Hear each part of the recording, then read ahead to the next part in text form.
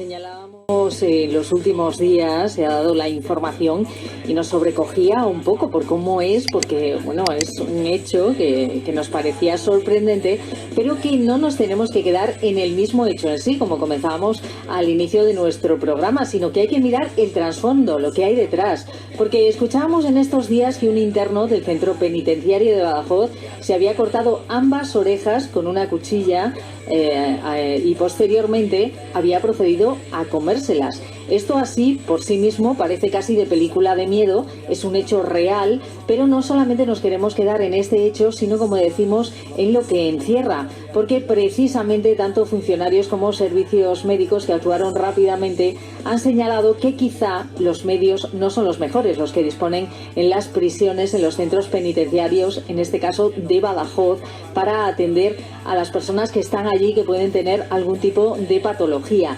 Y por ello, para que nos cuente cuál es la situación que están viviendo, está con nosotros al teléfono Sergio Mateos, que es coordinador provincial en Badajoz de la Asociación de Trabajadores Penitenciarios. Tu abandono me puede matar. Muy buenos días, Sergio. Hola, buenos días, Nuria. Desde luego la noticia nos ponía todos los pelos de punta, porque parece irreal, parece como una historia. Sí, bueno, la noticia es tan real como los hechos que nos acabas de comentar, ¿no? Nosotros aquí estamos tratando con una población que tiene problemas psicológicos. Más de la mitad están recibiendo tratamiento.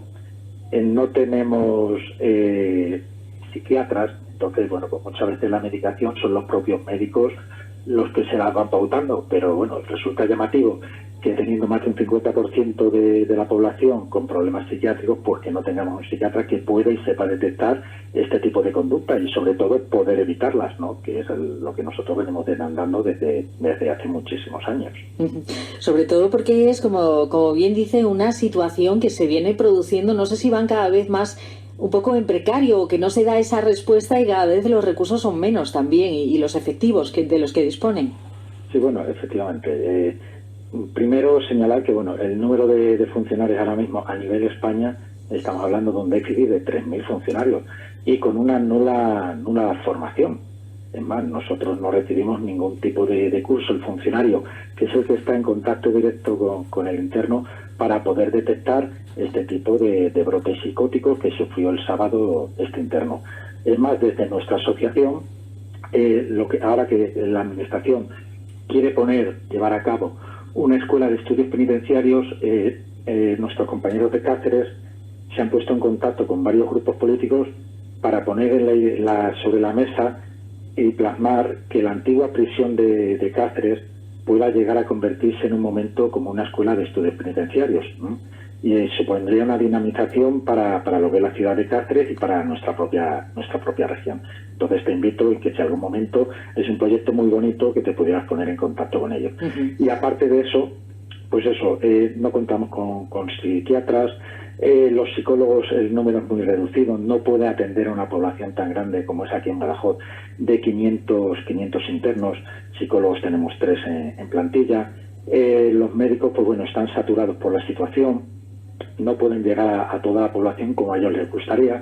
Entonces, pues claro, la situación ahora mismo es caótica por eso, la falta de formación, la falta de medios humanos, la falta de medios materiales, y bueno, pues esa es una demanda que llevamos ya muchísimo tiempo sobre la mesa y sobre todo pues para evitar hechos tan lamentables como el que acabas de contar, que tú mismo lo has dicho, que parece una historia de terror, ¿no? Pues no es una historia de terror, es el día a día de los funcionarios de prisiones. Sobre todo porque además estamos hablando de personas y esto tiene un perjuicio en esa doble dirección. Por una parte, los propios trabajadores que están prestando un servicio fundamental, por supuesto, y también los propios internos que a lo mejor no están recibiendo el tratamiento más adecuado que debieran. Sí, efectivamente, que al final es la pescadilla que se muerde la cola, ¿no? La falta de medios materiales humanos al final se ve reflejado y quien se ve afectado es el propio interno y el trabajador que convive con ellos. Es más, nosotros ni siquiera somos autoridad, porque claro, estos internos pues pueden tener brotes psicóticos como el que ha tenido este interno y se autolesiona o puede ir directamente contra cualquier trabajador penitenciario. Y es más, se da la paradoja de que dentro del centro penitenciario médicos y maestros son autoridad. y nosotros que tenemos que protegerlo, pues si en algún momento se ve atentada su integridad física, no lo seamos, no podemos intervenir de una manera protegiéndonos nosotros mismos, ¿no? Porque los internos, a fin de cuentas, cualquier agresión que sufre un trabajador penitenciario es una falta disciplinaria, lo más que le llega a suceder. Y bueno, de una manera de proteger, de que nosotros seamos la autoridad, de proteger nuestra propia integridad y la del interno, porque en el momento que él sabe que cualquier actuación sobre un trabajador le puede conllevar una pena de 1 a 2 años, eso al final rebaja la tensión existente dentro de un centro penitenciario. Entonces, pues bueno, es otra más de las demandas que tenemos siempre encima de la mesa. Sobre todo porque también estas personas, estos internos, son difíciles de tratar. No sé si entran con algún tipo de diagnóstico, si tienen algún seguimiento. Comenta que hay apenas 3 psicólogos para 500 internos. Fácil no parece, desde luego. No sé qué seguimiento se hace. Pues mira, hasta hace bien poco los médicos de nuestro establecimiento ni siquiera tenían acceso al programa JARA, que es el de los servicios médicos de la comunidad extremeña, pues para que cuando un interno ingresaba, pues inmediatamente poder detectar si había tenido seguimiento en la calle. Entonces los médicos iban a ciegas y lo único que tenían es pues lo que el interno le iba indicando en cada momento. Y entonces de esa manera es muy difícil detectarlo. Y los psicólogos, lo que te digo, todo el trabajo de burocracia que tiene y poder atender a una población tan grande es muy complicado, Y esto al final, pues quien lo refleja es el propio interno y entre las demandas nuestras, y ellos también lo solicitan, que les gustaría que ser atendidos de otra manera, porque claro, el personal es el que hay, no podemos multiplicarnos. Y es una demanda que ellos también nos reflejan muchas veces a los funcionarios, ¿no? El tratamiento que están recibiendo de psicotrópicos, pues que les gustaría que fuese a través de un profesional y que el profesional estuviese allí y les pudiese evaluar a diario, no a través de telemedicina, que es como se viene haciendo en la actualidad, pero hay que entender que el sistema público aquí en Extremadura no da abasto, con lo que hay en la calle, poder atender las necesidades que tenemos nosotros dentro de prisión. Sobre todo porque estamos hablando de un entorno que al final nos resulta amable. Por supuesto, nadie de los que está interno está ahí por su propia voluntad, y al final es una situación que no sé si dificulta, si complica también este tipo de patologías. Por ello hemos querido preguntar también a un experto, a un psiquiatra, para que nos comente cómo es el tema dentro de las prisiones, o al menos cómo puede afectar a tipos de patologías como el que veíamos de este interno que se cortaba las orejas, que incluso se las comía. Y está con nosotros Paco Vaz. Muy buenos días. Hola, buenos días. Estamos señalando este tipo de comportamientos, pero bueno, como un hecho no puntual que vemos que se puede dar por una situación que no es nada amable para este tipo de personas, ¿no? Que aparte de estar internos, pueden tener alguna patología previa. A ver, pueden tener patología los que están dentro de la prisión y los que están fuera, o los que estamos fuera. Claro. Ninguno está más a salvo. Pero sí que es cierto que entre la población reclusa pues aparecen una serie de problemas con mayor frecuencia. Están en relación además con la delictividad y con las circunstancias personales de estas personas, ¿no? Hay más sujetos con trastornos de la personalidad, por ejemplo, que se caracterizan pues por tener una impulsividad muy alta. Hay pacientes o sujetos con trastornos psicóticos, hay una mayor prevalencia de personas que consumen drogas, y entonces, claro, todos estos factores se unen para poder provocar en ocasiones pues problemas como el que están comentando. No sé si en este tipo de cuestiones, nos contaba en este caso Sergio Mateos, como coordinador de la Asociación de Trabajadores Penitenciarios Tu Abandono Me Puede Matar, que era muy difícil con 3 psicólogos atender a esos 500 internos que hoy por hoy tienen, más allá de que puedan presentar algún tipo de patologías, que ahí ya se agrava el tema. Esto es complicado, ¿no? Ese seguimiento con tan pocos profesionales.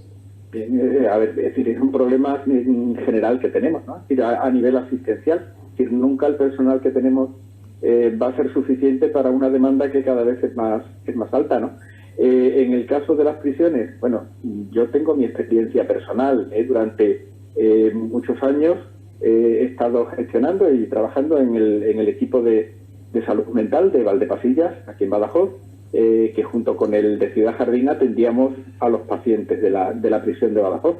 los hemos estado atendiendo y se les sigue atendiendo por telemedicina, que es una técnica que permitía que los pacientes se revisaran pues muy rápidamente, que el psiquiatra pudiera atenderlos pues generalmente como máximo 2 semanas después del ingreso en prisión, trabajando en colaboración con los médicos, con el paciente en la enfermería. Es decir, hay opciones y hay que utilizarlas. Es decir, evidentemente siempre hace falta más personal, pero bueno, también hay que organizar las cosas para hacer posible la asistencia. Los sujetos que están en prisión están en unas condiciones muy especiales y posiblemente necesiten modelos específicos de asistencia. Te digo, decir que yo mi experiencia durante el tiempo, ahora estoy en el hospital universitario, pero durante el tiempo que estuve atendiendo pacientes era buena. Es decir, que los pacientes estaban controlados, se hablaba con los médicos de la prisión. Y bien, es decir, claro, es decir, psicólogos, pues hace falta, pero hacen falta en las prisiones, hace falta a nivel de atención primaria, hacen falta profesionales. Sí, que ahí también hay una deficiencia, que no se traslada así. Claro, a todos los niveles. En el Congreso de los Diputados harían falta psiquiatras también. Sin duda. Posiblemente en el Palacio de la Generalitat. Es decir, que por psiquiatras no debería quedar. Y desde luego, además, por lo que estamos hablando, una de las demandas también desde los trabajadores penitenciarios es recibir cierta formación. Por supuesto, no se van a convertir en especialistas ni en realizar tratamiento, pero usted, como especialista en la materia, ¿cree que se deberían tener unos ciertos conocimientos ya por parte de estos trabajadores, pero también a veces como se realizan por parte de otras fuerzas de seguridad, otras fuerzas de atención, para tener ese primer momento, ¿no? Esa primera toma de contacto y saber cómo actuar? Claro, es decir, son pacientes muy difíciles, son personas muy complejas precisamente por la patología que suelen tener. Que lo que estoy comentando, es decir, son personas que muchas veces por su problema, por su personalidad, son tremendamente impulsivos, reflexivos, pueden ser violentos, pueden ser imprevisibles. Entonces, claro, para el personal es mucho más difícil tratar con estas personas que a lo mejor pues con otro tipo de pacientes, como los que puede haber en el hospital general, por ejemplo, ¿no? Y sí que es cierto que necesitarían una mayor formación, igual que los miembros de las fuerzas del orden, es decir, que son los que de alguna manera en el momento de la crisis pues entran en contacto con ellos, ¿no? Claro que hace falta siempre. Y para el personal de la prisión también, los médicos de la prisión se dirigen muchas veces a nosotros pues con solicitudes de formación, precisamente por esto que comento. Algo fundamental. Sergio, como coordinador de los trabajadores penitenciarios, habéis enviado este llamamiento tanto al Ministerio del Interior, a la Secretaría General de Instituciones Penitenciarias. No sé si hay alguna respuesta, porque ya comentábamos que esto ha sido una punta de lanza, ¿no? En este momento ha sucedido esto y habéis vuelto a insistir en ello, pero lleváis mucho tiempo solicitándolo. ¿Cuál es la respuesta? Bueno, pues la respuesta a día de hoy es el silencio. Nosotros, el nombre de la asociación Tu Abandono Me Puede Matar, tiene el significado ese del abandono que venimos sufriendo por parte de la Administración, y que en algún momento ese abandono, esa falta de medios materiales humanos, pues pueden provocar graves incidentes en el interior de nuestras prisiones. Entonces, ellos van solventando con parches, pues como está comentando el doctor, pues a través de una telemedicina, a través de ONG que vienen a colaborar al centro penitenciario, pero claro, la situación no se resuelve a base de parches, ¿no? Hay que tomar el toro por los cuernos y saber darle una solución, porque bueno, nosotros no olvidemos que cumplimos un mandato constitucional, que es la reeducación y la reinserción social, y para que ello se pueda cumplir, para que podamos devolver a esa persona que ingresa en prisión a una sociedad, que forme parte de ella y que no vuelva a delinquir, pues se requiere mucha inversión y ganas de trabajar. Y a día de hoy no existe ni lo uno ni lo otro. Sobre todo porque hablamos de esa necesaria reinserción, o al menos ese es el espíritu y la filosofía de los centros penitenciarios. No es un sitio de castigo, sino un sitio de reinserción para recuperarse de una situación que ha podido ir por un sentido o por otro y que tiene que salir e insertarse después en la sociedad, algo que tampoco es fácil, claro. Sí, sí, efectivamente. Si al final una prisión es el reflejo de la sociedad y no debemos sentirnos avergonzados de que existan. Al contrario, lo que tenemos que invertir para que la persona que entre ahí no vuelva a delinquir y forme parte de la sociedad de la que todos formamos parte, ¿no? Y bueno, suena una idea muy utópica, pero es que es la realidad y es lo que recoge la Constitución y es la labor que al trabajador penitenciario nos tienen encomendada. Nosotros nos gustaría desempeñar este trabajo pues, con más medios, porque es un trabajo que al final el trato humano es fundamental y allí tenemos trato humano con ellos. Muchas veces desde fuera de la sociedad parece que estamos trabajando con bestias, pero no, son personas con sus problemas que les ha llevado a la cárcel y nosotros queremos devolverlos pues, como lo que son, como personas sociales. Pero para ellos lo que tú haces referencia, necesitamos y es el llamamiento urgente que estamos haciendo desde prisiones para que se nos pueda dar todos esos medios. Estamos hablando de este centro penitenciario de Badajoz, pero ya comentaba que el caso también puede repercutir, ¿no?, en el de Cáceres, también a pesar de esos programas que nos comentaba. Sí que la situación puede ser similar, porque está señalando que es el reflejo de la sociedad, pero allá donde no miramos muchas veces, ¿no? Está encerrado y ya pensamos que está todo solucionado, y eso también hay que organizarlo y desarrollarlo de alguna forma. Sí, efectivamente. Muchas veces para la sociedad el delincuente es un fracaso social, ¿no? Entonces la sociedad se mete a la persona dentro de los cuatro muros y nos olvidamos de ella. Y no queremos saber nada de ella, pero esa persona un día va a volver a la calle, va a volver a formar parte de la sociedad. Y tanto como en Cáceres, Badajoz y a nivel nacional, estos problemas siguen ahí. Entonces, pues bueno, esperando a una solución, esperando a que se modernice una institución como la nuestra, que ya es centenaria. Y estamos regulados todavía por la primera ley orgánica que se aprobó después de la Constitución, estamos regulados por una ley orgánica del año 1978. Por eso te digo que es que estamos abandonados. Tenemos ya más de 40 años que nos regula una ley orgánica y la sociedad ha cambiado y los tiempos han cambiado y la delincuencia también ha cambiado. Entonces necesitamos una mayor formación para saber atajar y poder trabajar con este tipo de personas. Desde luego, con estas personas que, como comentábamos al principio, partimos de ese caso concreto, doctor Paco Baz, lo vemos como un caso extremo, alguien que puede llegar a cortarse las orejas, comérselo, desde luego es un cuadro más que complicado. Sí, bueno, es decir, es un caso muy llamativo, es decir, pero bueno, puede ser un comportamiento, en último extremo, es decir, es un comportamiento autoagresivo, de tipo impulsivo. Es decir, yo no puedo entrar tampoco a valorar, vamos, no lo puedo hacer ni siquiera deontológicamente, ¿no?, porque no conozco el caso del paciente y no voy a emitir un juicio sobre algo de lo que sé muy poquito, ¿no? Pero que bueno, decir que de alguna manera actos autolesivos y autoagresivos pues se producen con muchísima frecuencia en la prisión. Es decir, por lo que estoy comentando, por las características de los pacientes y por las características del medio, ¿no? Entonces es muy difícil muchas veces hacer una valoración del paciente para prevenir ese tipo de comportamientos. Es decir, porque bueno, la medicina no puede preverlo todo. Es decir, un paciente puede ir al cardiólogo, le hacen una serie de pruebas, son normales, y al día siguiente a lo mejor puede tener un infarto. Es decir, ese tipo de cosas pueden suceder, ¿no? Yo,